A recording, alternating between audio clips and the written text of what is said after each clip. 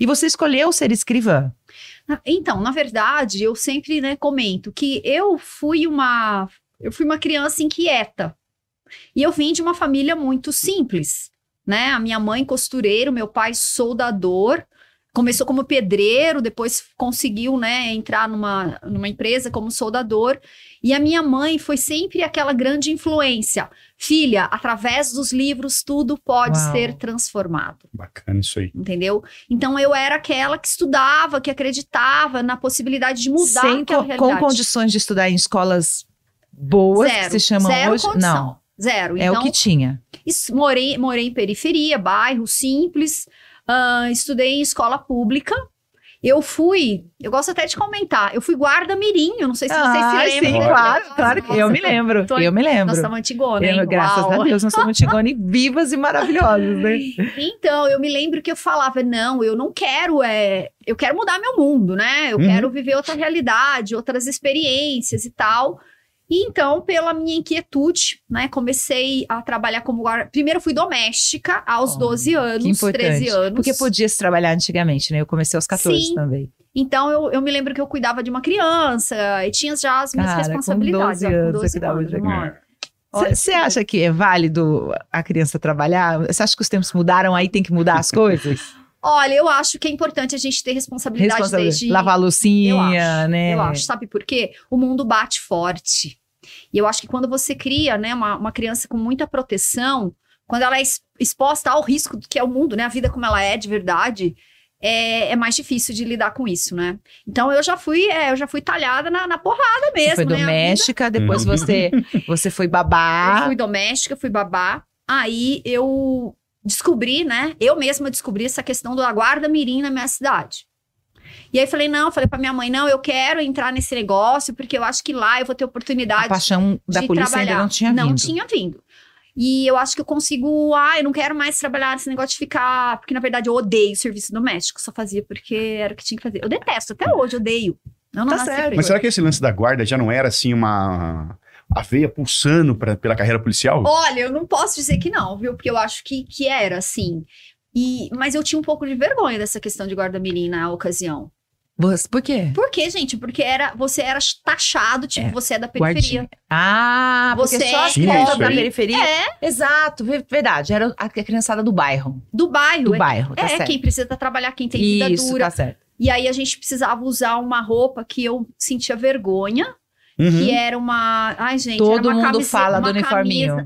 Era uma camisa azul clarinha, assim. E uma saia, parecia motorista de ônibus, sabe? Azul marinho e azul. Juro, eu andava pela rua, às vezes eu via alguém, eu até pulava de calçado. Eu tinha vergonha, sério. Que engraçado. Eu tinha vergonha isso, disso. cara. É louco, né? Mas gostava do trabalho. Eu tinha vergonha, mas por um lado também eu tinha orgulho. Porque eu achava... Tirando o julgamento, você gostava do que você fazia. Porque eu tinha certeza que aquilo era um passaporte para uma vida melhor. Olha que legal. Que era uma coisa temporária. Entendeu? E aí foi legal, porque através da guarda-mirim eu fui trabalhar no escritório de advocacia.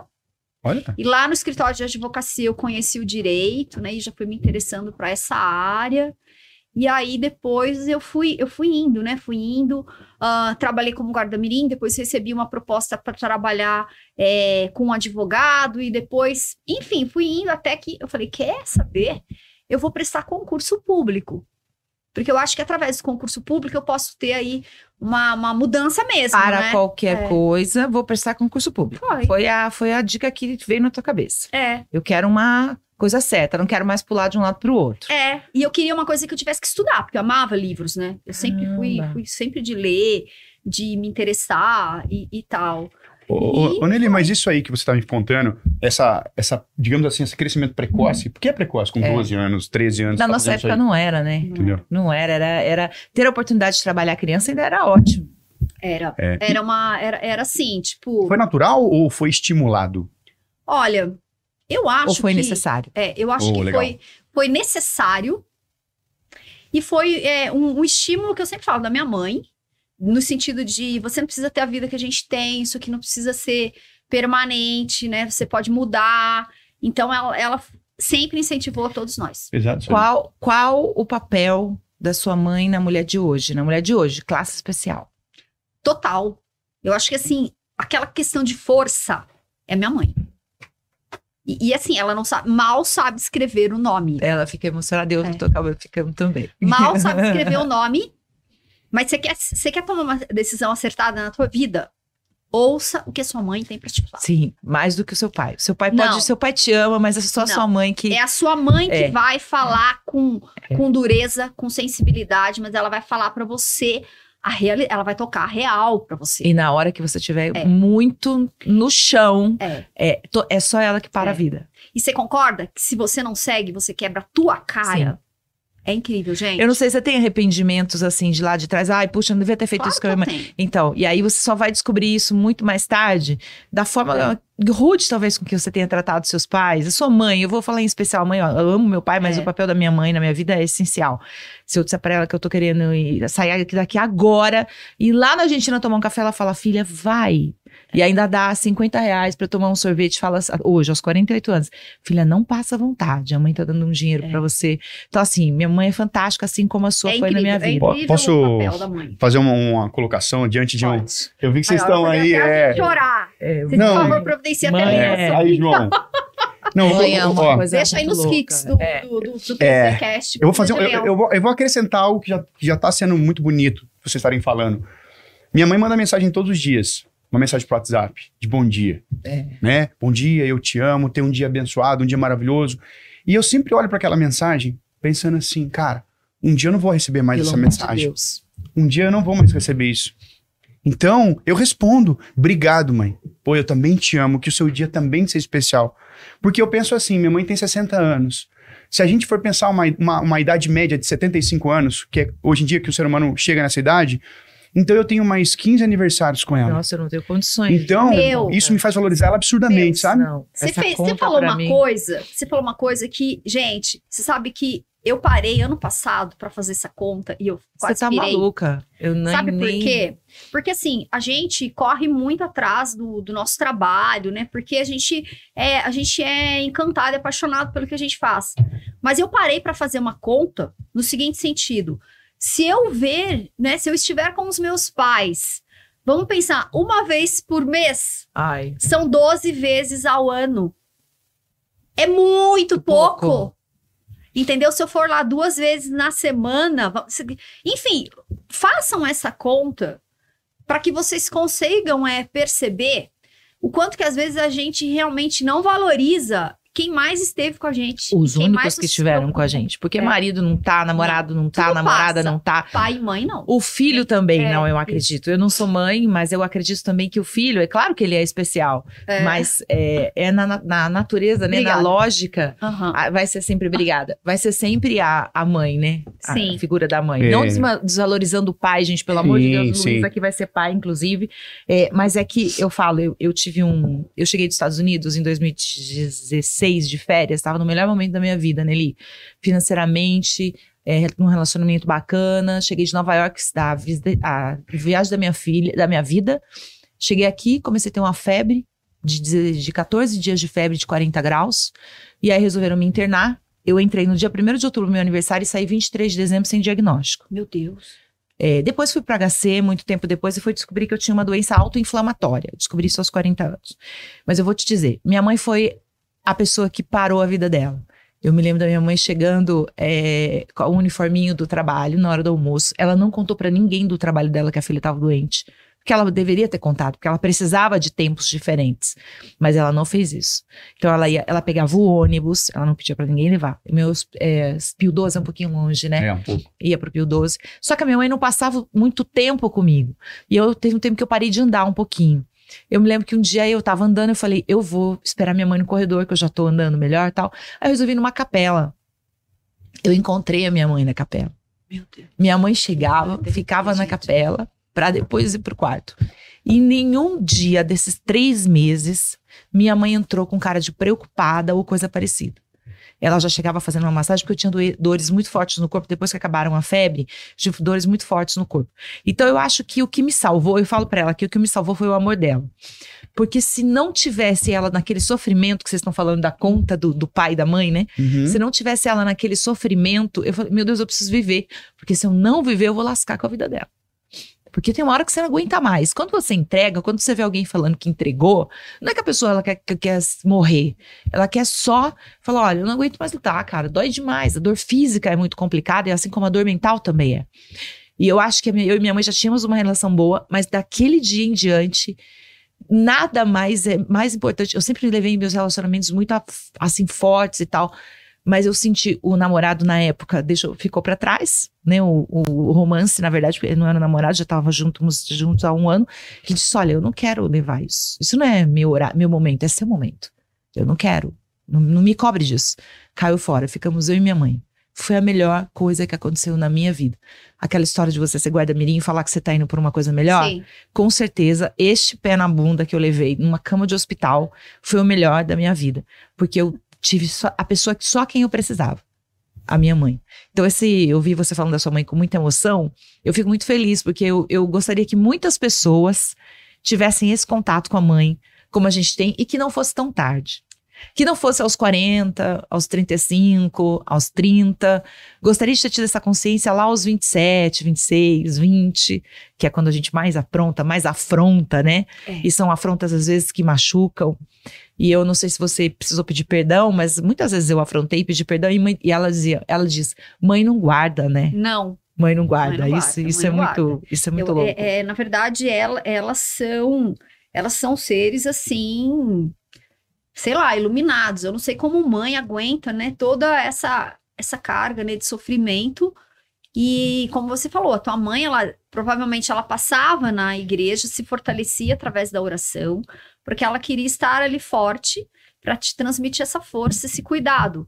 E aí, porque ela também tinha fragilidade, né? Imagina. Com certeza, ela chorava. Que a verdade seja dita, né? Vocês são mais fortes que a gente. Eu acredito que a gente é mais... A gente tem uma resiliência maior. Eu acho que é mais que isso. Eu acho que a gente quer pegar o problema. Né? Uhum. Eu vou resolver esse problema. Essa necessidade de resolução do problema em qualquer área da vida. Até no relacionamento a gente peca porque a gente quer resolver o problema. A gente vai lá, se atrapalha toda, pede pra Deus, fala, se esse homem não for pra mentira ele da minha vida, Deus vai e tira, você vai lá e dá um jeito, né? Não, você atropela tudo. A gente quer resolver tudo. A mulher, ela quer resolver tudo. Quer resolver. E a nossa intuição também, né? Que as mulheres eu sou uma das que ouve bastante essa voz interna. Você tem uma intuição? Tenho muita intuição. Eu tenho intuição e eu tenho uma coisa assim que eu acho até meio preocupante. Gente, eu atraio as coisas a meu favor, eu penso, acontece. Ai, que ótimo. Eu ouço. Se eu não ouço, eu me ferro, entendeu? Até assim, em pequenas escolhas. Eu acho que a mulher, ela tem isso, né? Ela vem já de fábrica, vamos dizer, com uma coisa interna, entendeu? Um termômetro, um sino, um sinal. E aí nós, mulheres, a gente precisa aprender muito a dar voz a isso, né? Dar atenção. Coisa que eu acho que os homens, eles são mais práticos, céticos também, e né? nós não, né? A gente é difícil para um homem. É difícil para um homem assumir que ele tem, eu vou seguir o meu sentido, né? Tem ainda aquela bobagem de que, você acorda, você não tem sentido, você tem que fazer o que tem que fazer. E a praticidade também, não desmerecendo o homem, porque a gente precisa tanto da mulher quanto a gente precisa do homem, e a gente precisa de todos os tipos e gêneros. A questão do homem também é ter que resolver. A gente não dá muito espaço pro cara errar. Mas eu acho que isso é uma sociedade, né? A sociedade coloca também nas costas do homem uma cobrança excessiva de que ele não pode ser sensível, ele não pode exteriorizar suas emoções. Eu imagino na profissão profissão de vocês. Então, imagina que ele tem que ser forte, tem que aguentar tudo. O homem não chora, né? Isso que eu falava. Que tem que dar conta, que tem que ser o provedor e tal. Apesar que isso tá mudando bastante, né? Mas acho que a gente tá no chão longo ainda. Tem um resquício ainda bem forte. Ô, Chile, eu já passei alguns perrengues, que fala, né? Perrengues na delegacia, até na vida policial. E muitas vezes eu ligava pra Nelly, mandava mensagem, né, Nelly? Pra, olha, uma situação assim, tá complicado, o que eu faço, o que eu não faço. Enfim, então muitas vezes eu me socorria, né, desse lado mãezona da Nelly, pra às vezes escutar uma palavra ali que já iria me acalmar, já iria me clarear. Então eu falo, ela tem isso muito latente, né, Nelly? Do fato de transparecer não só eu acho, a gente chama de arquétipo, né? Não só no arquétipo, mas como no jeito dela também, sabe? Isso é muito legal. E é engraçado você falar isso, porque assim, eu não tenho filhos, como você, eu não tenho filhos, né? Eu não tenho filhos, mas assim, é incrível a quantidade de pessoas que Deus me confiou entendeu? Tipo, irmão, caçula, sobrinho e tal. Enfim, o que acontece? E as pessoas, né, os alunos, né, os colegas, parece que sempre chega com alguma questão e parece que nós mulheres, a gente sempre temos a palavra certa, o discernimento daquilo tudo, você não é? Enxerga de fora, né? Enxerga de fora. Você escolheu ser escrivã? Não. Quando você prestou? Não escolhi. Eu escolhi ser concurseira. Escrivã te escolheu. Eu não optei ser policial. A polícia me escolheu. Ai, que demais. Não, eu não escolhi ser policial. É aquilo. Tô fazendo concurso, passei, sei lá, em vários. Tinha passado para auxiliar agente penitenciário, no censo do IBGE. Tinha passado para escrevente do fórum, correio e escrivã da Polícia Civil. Ai, te escolher. Aí, gente, como você já vem de uma vida difícil, que você vai falar, eu vou escolher pelo salário? Se estão me chamando, óbvio, onde paga mais? A Polícia Civil pagava mais, você acredita? Acredito. Pagava mais. E aí eu falo, caraca. Hoje não é essa a realidade entre todas essas, você falou. Principalmente do escrevente, né, do Tribunal de Justiça, tem um salário, uma valorização maior. Mas eu pensei, né, mas fala a verdade, eu nem sabia muito bem o que era aquilo. É louco, né? Porque, gente, você tinha 18, 19 anos, assim, Sim. você não... E aí eu acabei que fui nomeada e fui para academia de polícia. E aí lá na academia de polícia, você realmente, eu acho que caiu minha ficha. Falei, caraca, é isso mesmo. Você é policial, né? Criança. Você tem ideia? Você imagina hoje uma menina de 18, 19 anos, assim? É muito pouco. Eu vejo assim pelas meninas que eu conheço nessa idade. Elas não têm esse... vivem outra realidade. Eu acho que nem esse preparo, né? Pra cair nessa... Mas eu acho que eu não tinha também, não, Shirley. Eu acho que a vida foi tipo, pá, vamos lá. E aí eu falei, nossa, o que eu tenho é isso. Agora o que eu tenho é isso. Agora eu não vou recuar. Você acha que eu ia voltar atrás? Mãe, me salva. Não, eu vou. Imagina, minha mãe não me criou pra recuar diante das coisas. Não, eu vou enfrentar. Qual que é o tamanho, né, do perrengue aí que eu tenho que passar. Você se lembra o que te assustava no começo mais? Assim, quando você entrou e falou, cara, e agora eu dei conta que eu tenho que fazer isso. Foi a aula de armamento e tiro. Sério? Foi. Famoso olho da Mônica, sabe? Fica grandão quando vê. Você não fala, tipo, eu não era bem isso que eu queria pra mim, assim. Não, é porque assim, gente, eu era uma criança assim, olha, delicada, eu nunca sensível. tinha dormido fora de casa, pra vocês terem uma ideia. E aí você vai pra uma academia de polícia, você vai morar em alojamento, morar com pessoas que você não conhece, e aí você vai aprender coisas aí que envolvem violência, e você vai numa aula de armamento. Sai do teu mundo rosa, entre aspas, né? Total. E aí, veja, chega na aula de armamento e tiro, eu não tinha ainda esse negócio, essa coisa grosseira que a gente precisa desenvolver. Precisa, sim. Né? Ô, Nelly, mas eu posso te fazer uma colocação, até expor uma situação que aconteceu uma vez? Pode, claro. Uma vez, um aluno novo viu a Nelly lá no QG, né? E a Nelly, sempre bela, eu falo, a Nelly, né? Ela consegue importante falar isso. Manter-se sempre bela, sempre na postura. Luiz, obrigada, meu amor. E aí ele falou assim, nossa, Luiz, mas ela nem parece polícia. Ai, que triste. Aí eu falei assim, o que você quis dizer com isso? Ele falou, não, porque a gente espera uma imagem bruta, uma imagem mais assim, mais hostil, e ela é toda delicada, gentil. Eu falei, amigo, ela é bruta, ela é determinada, só que por dentro. Por fora, não necessariamente ela precisa aparentar isso, porque por dentro, meu amigo, ela é um trem-bala pra fazer as coisas. Daí ele, nossa, eu nem sabia. E depois virou um fã incondicional. Eu entendo que ele não tenha falado na maldade. Não, sim. Ele tenha falado assim, porque ele se baseou no estereótipo que foi criado na mente dele. Então eu falo, pô, trilhar a história que ele trilhou na polícia, enfrentar o que ela enfrentou, construir o que ela construiu, que a imagem, porque na polícia a gente fala muito isso, Chile, a fama chega antes da pessoa. Sim. E, pô, eu tava em São Paulo, estagiando pela academia de polícia, e a fama dela batendo lá em São Paulo. Eu falei pra ela, conhece o delegado tal, falando de tal? Ela falou, sim. Eu falei, então, ele tava falando de você, falando super bem de você, nessas delegacias novas modelo, ela ajudou a cuidar, a fazer acontecer essas delegacias novas, que é a delegacia modelo, ela até pode falar melhor sobre isso aí. Mas lá em São Paulo, no estágio, lá acho que foi no Jardins que eu fui falar. Foi, né? Você comentou que você encontrou um delegado lá. Mas é aquilo, né, gente? Eu acho que, eu sempre falo, o nosso sucesso que faça barulho, né? Sim. Eu sempre falo isso, né? Então, eu acho que a gente tem que ir trabalhando Eu sempre penso que Deus honra os justos. A gente tem que estar trabalhando na justiça, fazendo o nosso trabalho, entendeu? Certa. E aí, o seu sucesso vai aparecendo, as pessoas vão sabendo, né, quem é você e tal. Mas essa ideia da aula de armamento e tiro, né, voltando ao que a gente estava falando, você tem que pegar uma arma. Gente, eu pegava a arma. Já tirou, Julia? Já. Como um revólver de brinquedo, né? E aí eu me lembro que o instrutor, porque, gente, eu tenho colegas agora que são da instrução, né, de armamento e tiro, o Luiz pode me falar. É uma responsabilidade ferrada os caras colocarem pessoas numa linha de tiro. Claro que tem um treinamento anterior, uma questão aí teórica, mas... Um preparo. Mas você chega lá, você vai pegar o revólver, né, com aquele jeitinho, né? E eu me lembro que o cara fala, pega isso com peso, com né? coragem, O peso é diferente. Com coragem, você tá achando o quê? E eu me lembro até hoje que ele falava, você tá achando o quê? Olha o preconceito. Você tá achando o quê? Que você tá lavando louça na pia? Olha. Isso eu lembro dele falando. Olha que legal. Você já está lavando louça na pia? Bora, daí lá dentro você fala, já vem. Sabe aquele negócio de raiva? Tá certo. Às vezes a gente precisa um pouco de raiva, sabe? Ele ativou o seu lado que. A revolta.